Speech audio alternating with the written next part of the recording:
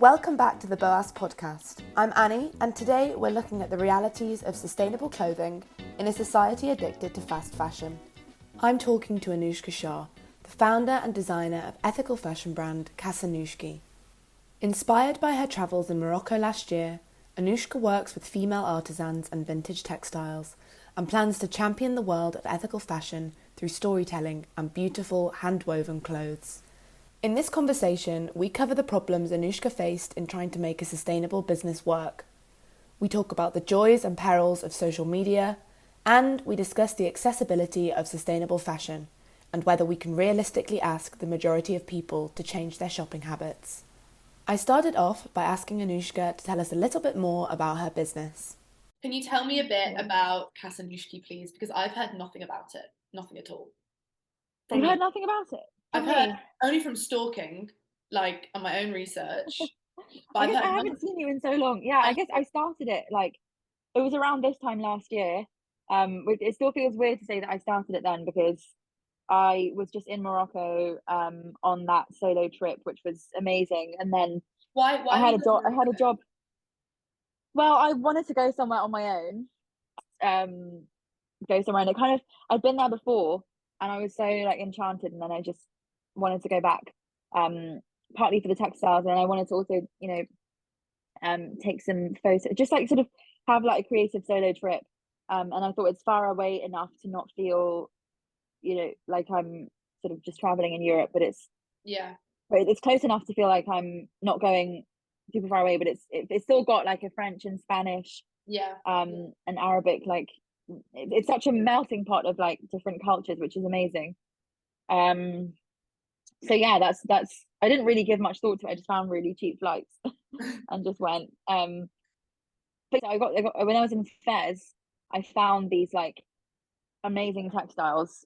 I made friends with this guy, and I was just like this kind of opportunity to just like make friends with people and make things feel so simple and doable here. Whereas in London, it's like a whole process where you have to plan things in advance, which I'm not very good at, as you can tell from the organization of this podcast. But I find it quite stressful to plan things and to structure creativity, because I feel like that in itself feels like an oxymoron. But definitely. So I found these textiles. I made some patterns like on my own. I've never had any training in fashion, like formal training, so they're obviously like quite badly made, but I just sort of copied and slightly altered like clothes for shit. Yeah, clothes that I had. Then yeah, this was like literally in a hostel bar. Found the textiles, asked the guy called Idris, who was very sweet. This man, very sweet. And his whole family like sort of took me in, and they were all really nice. And they introduced me to a tailor. So I went to the tailor, and then I just sort of asked him to make these clothes for me.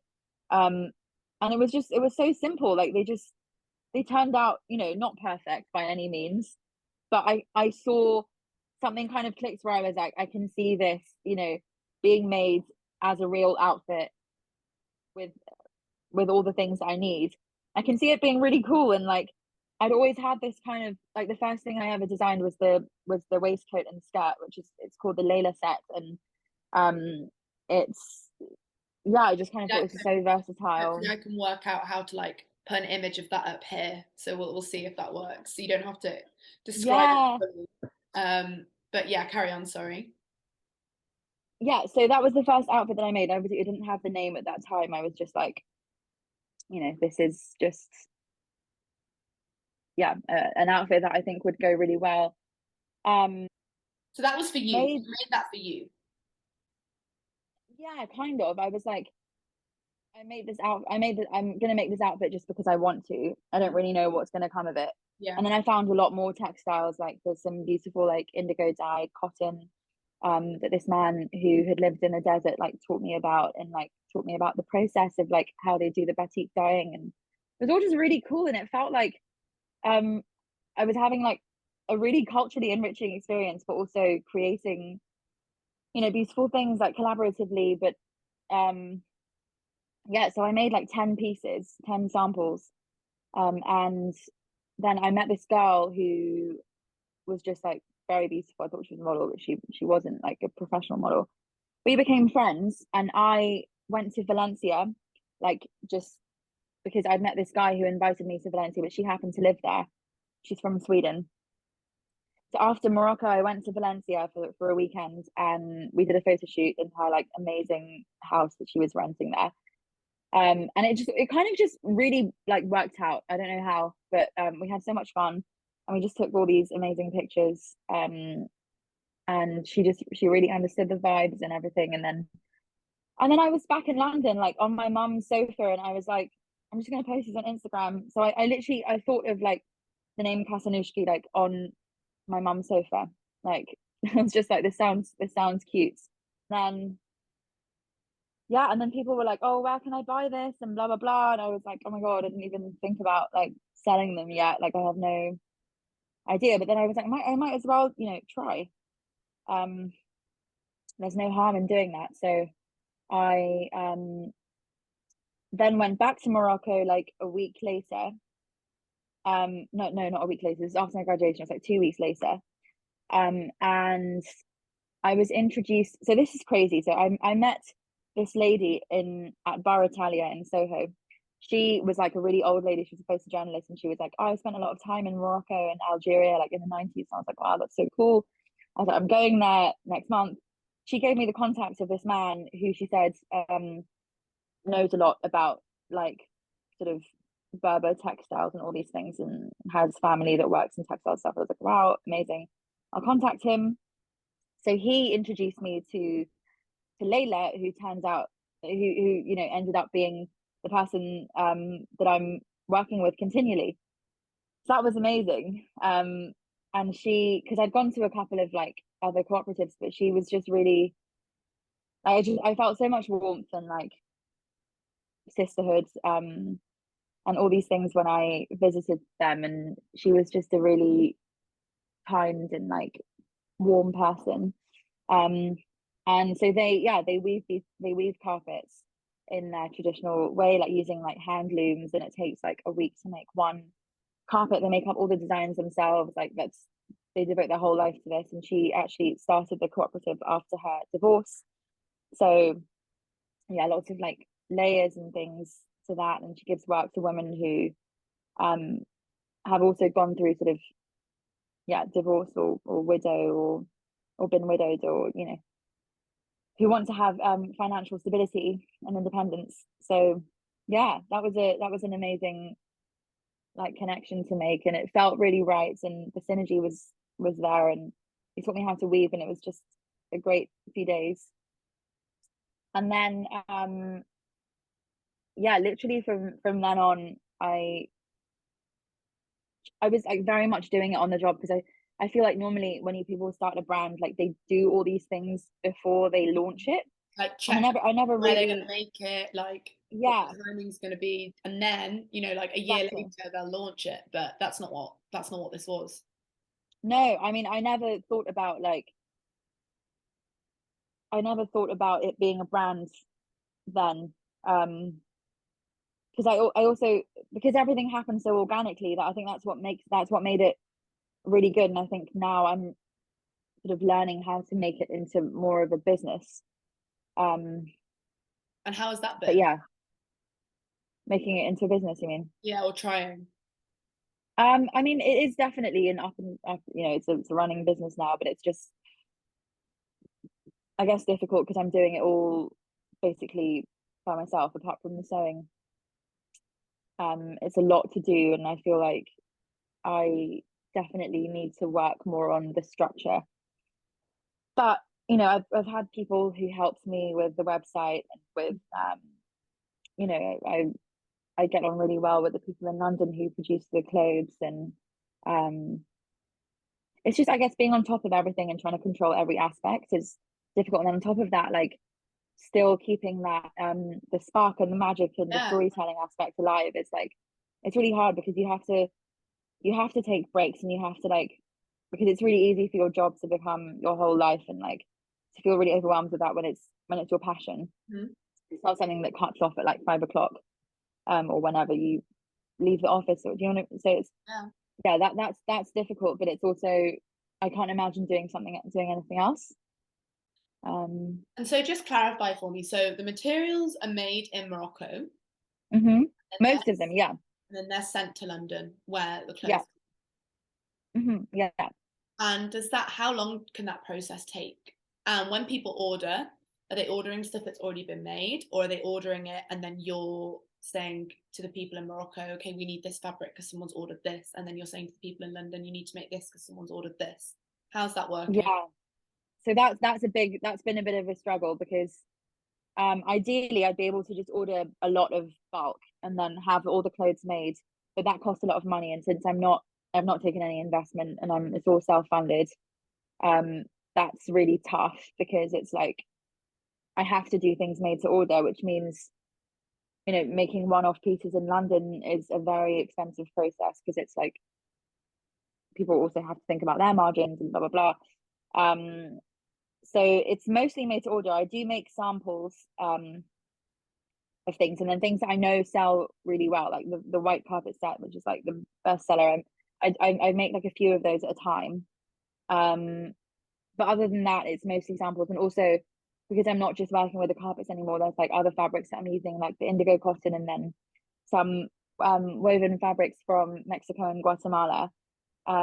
They I've basically made everything, so that is in stock now, which is great.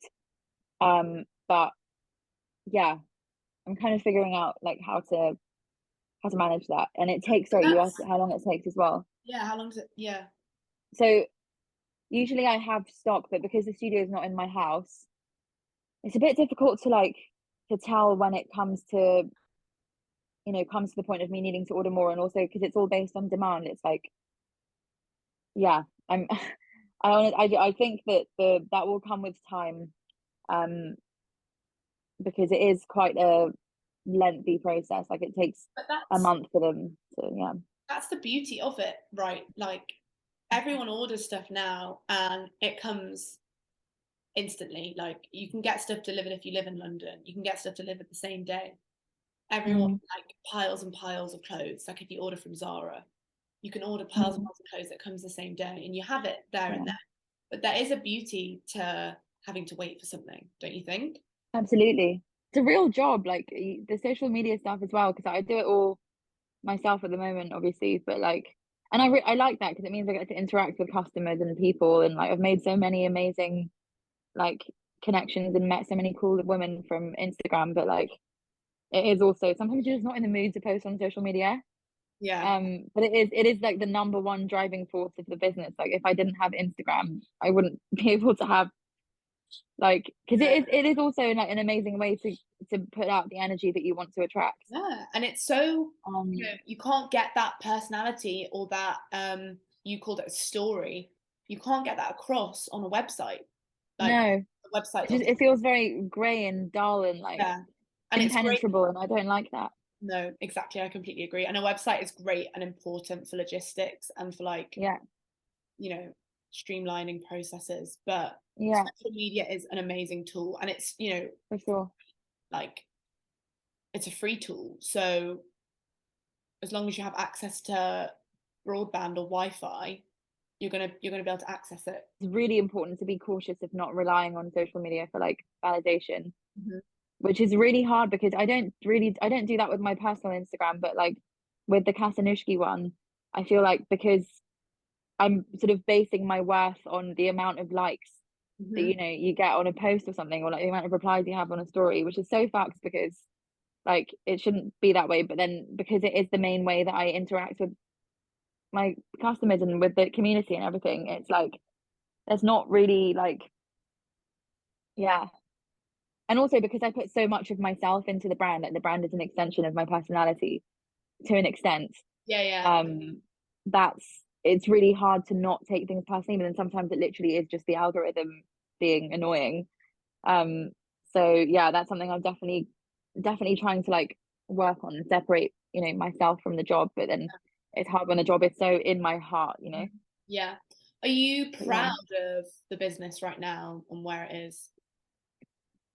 Yeah, like I find it really hard to be, not in like an annoying way, but I find it really hard to be like proud of Mhm. I want to I want to be self-sufficient off the business.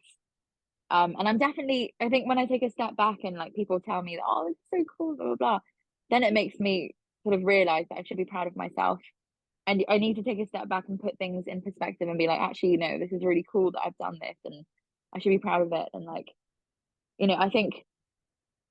I think when I felt most proud is when like Layla's family and like her daughter sent me messages being like just thank you so much for like sharing our traditional craft with the world. Like it means so much. Like they saw Nat Kelly, who's a pretty famous actress, wearing one of the outfits that was from their carpets at New York Fashion Week, which is pretty cool. But in the moment I don't realize like how big of a deal that is. Um but I guess there's moments where of that of sort of being reminded of what you've achieved. But yeah, on a whole, I didn't really answer the question, but I don't know. I guess yeah, in a way, I am proud of myself, but I also try to stay as I know that there's a lot more to be done, and I know there's a lot more that I need to do for the business. Like it's nowhere near at the point I want it to be at. I think it's difficult to be proud of yourself because, like, firstly, pride comes before a fall. That's what we're all taught. Mm-hmm. So you don't want to even for 1 second be like, oh, this is going well. Like, Mm. oh, that was good, in case that's it, you know? Yeah. So it's much easier to always be like, okay, next, next, next, next. Like, what can be better? What could be better? Yeah. But there's definitely an Yeah. unhealthy element to that. Like on the one hand, I mean, it's just balance, isn't it? On the one hand, It like is, balance is everything. yeah, yeah, like it's important to have goals and ambitions. I get really sad and low when I don't have something to work towards.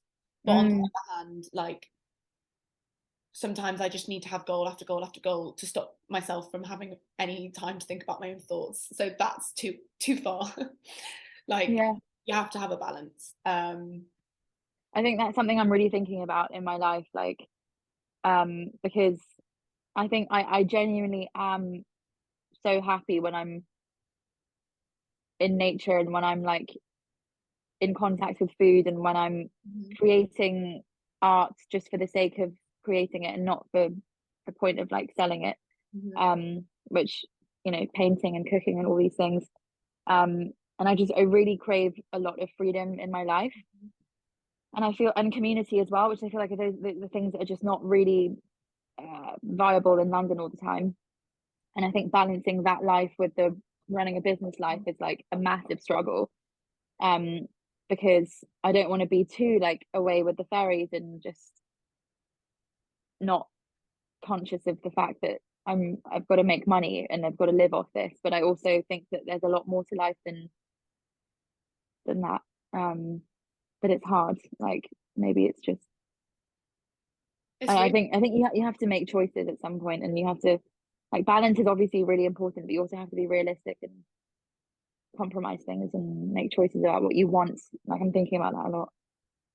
it's Mm. really difficult. And I guess if you are running a business and you're using ethical and sustainable practices, Mm. it's going to be harder to make a business out of it because our world is not Built for that. Yeah. built for that. So have you had Yeah. moments have you had moments where that's been frustrating?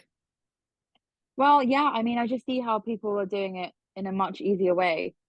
Like, I know a few brands that just use sort of dead stock from factories, or like they buy their fabrics online, and like that's great. It's so good that they're able to do that and then make clothes, and then the margins are huge because the price of production is so cheap. Well, relatively. Yeah. But because I'm using fabrics that are coming all the way from Morocco, being hand woven, very expensive. Well, not expensive, but they're worth what they are. But I mean, in terms of me making a profit, they're expensive. And I just didn't really think about me making a profit at all when I started this. I was like, I just want to do this Mhm. um and work with these women and show people that fashion is more than trends and all these things. But yeah, I think that is it is frustrating because at the end of the day, people just want to see a hot product. Like, they don't, the storytelling aspect is great and it's fun and all of that, but like, if the product's not amazing, it sadly doesn't really matter at the end of the day. Like, in people's eyes, in terms of buying clothes, there's a reason why people shop at Zara, because the clothes look good. Like, the designs are great. Like, even though, you know, the quality is probably not that good, and like the sewing isn't that good, people don't really care, like, because it's not the way that we've been programmed to look at fashion. And they do make quite timeless outfits. They like look, you know, aesthetic wise, like Zara is one of the fast fashion brands which has marketed itself so well to not look like another fast fashion brand. Like, it still looks quite chic and classy.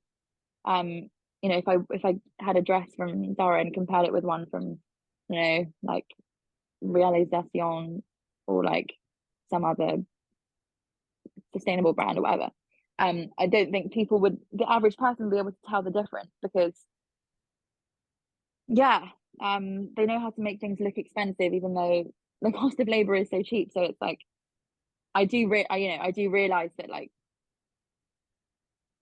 it takes a lot for people to, I guess, be convinced to spend that extra money on clothes. And that's why the storytelling is so important, because it's like, it's not just about the product, it's about the stories and the hands that made them, and it's about where these weaving techniques came from, and it's about like preserving cultural identities. But like, when people are buying a piece of clothing to wear to a party or like a festival, I don't think they like, there's a small amount of people that really care, and I think more people are starting to care. But like, it's just, And also, it is like you've got to have the time, the headspace, and the money to be able to care. Yeah, no, for sure, it's a massive privilege. Yeah, for sure. Like, when you can buy something for so cheap and have it, you know, and get that spark of joy from it, might have only cost you, your dress might have cost you literally £5 or £5, and that's might be the only recreational spending you can have for that month or For that sure. ever. Then it's hard to kind of say to people, don't do that, you know. Which is really sad, because in order for the industry, the fashion industry, to change, you know, clothes that are made in a sustainable way need to be accessible to the majority of people. Yeah, we also need to buy less, because I see people doing like Shein hauls of like £900, and they could have bought three or four things from a sustainable brand that would last them so much longer, forever. Probably better made. Forever, exactly. So I think that there's that too, but no, absolutely, definitely, sustainable fashion is not, I mean, sustainable brands are not accessible for the masses, but I think if you can afford them, then you should be more conscious about them. Thank you so much to Anushka for joining me, and thank you for listening. Make sure to follow at Casa Nushki on Instagram and our account at boas.good so you don't miss our next episode or any of our updates.